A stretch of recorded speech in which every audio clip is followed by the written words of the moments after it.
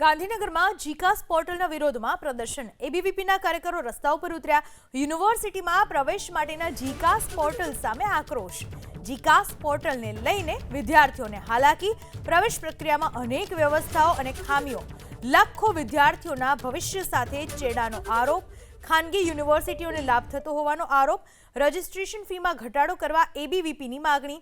જીકાસમાં ખાનગી યુનિવર્સિટીને બાકાત રખાતા વિરોધ કરવામાં આવ્યો।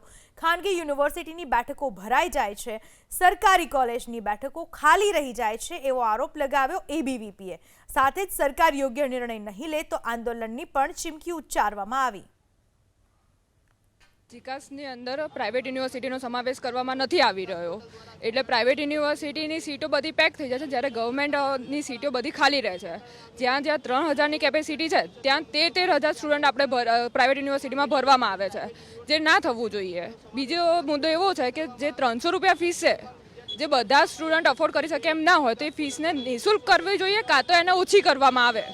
એ મેઇન બીજો મુદ્દો છે। જો આ માંગનો સરકાર દ્વારા કોઈ નિર્ણય લાવવામાં નહીં આવે તો પછી આગામી સમયમાં કેમ્પસના કાર્યકર્તાઓ કોલેજમાં બધી જગ્યાએ ફરીથી આના ઉપર એક અવાજ ઉપાડવામાં આવશે।